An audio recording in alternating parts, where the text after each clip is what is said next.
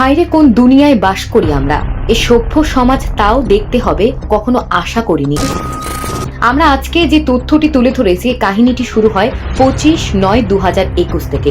শহরের অলিতে গলিতে গ্রাম থেকে আসা অনেক ত্রিপাসারা মেয়েরা ঘর ভাড়া নিয়ে রমরমা দেহ ব্যবসা চালিয়ে যাচ্ছে আগরতলা শহরের বুকে। কিন্তু আজ পর্যন্ত কারোর নজর পড়েনি বিষয়টি।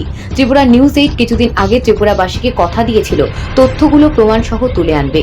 প্রথম পর্বে আমরা যে বিষয়টি নিয়ে এসেছি তা হলো, আপনার ঘরের স্বামী ভাই বাবাদের সচেতন করতে হবে বিষয়টি নিয়ে। ফ্যামিলি পার্সন সরল সিধা লোকেরাই হলো তাদের টার্গেট। বিস্তারিত তুলে ধরছি আমাদের স্ক্রিনের পর্দায়। যে মেয়েটিকে দেখতে পাচ্ছেন, মেয়েটির নাম সুস্মিতা জমাতিয়া। রূপ দেখিয়ে ফেসবুক দিয়ে আলাপ করবে আপনার সাথে, প্রথমে আপনার সাথে দেখা করার জন্য অফার দেবে বিভিন্নভাবে। সুযোগ বুঝে এমন ভিডিও ক্লিপ বের করে রাখবে যা সভ্য সমাজের জন্য মোটেই ভালো নয়, এবং পরবর্তী সময়ে ছবি দেখিয়ে বারবার ব্ল্যাকমেলিং করে টাকা আদায় করবে। এটাই প্রথম চক্র। এই চক্রে শুধু মিস জমাতিয়াই নয়, আরো অনেক।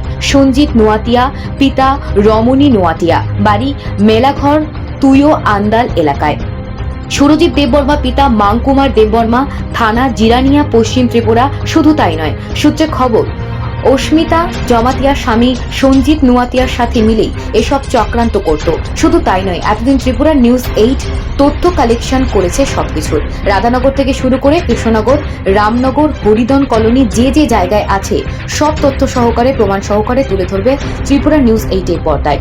এই ধরনের নিঃস্বার্থ সম্প্রচার দেখার জন্য শুধুমাত্র চোখ রাখুন ত্রিপুরা নিউজ 8 এর পর্দায়।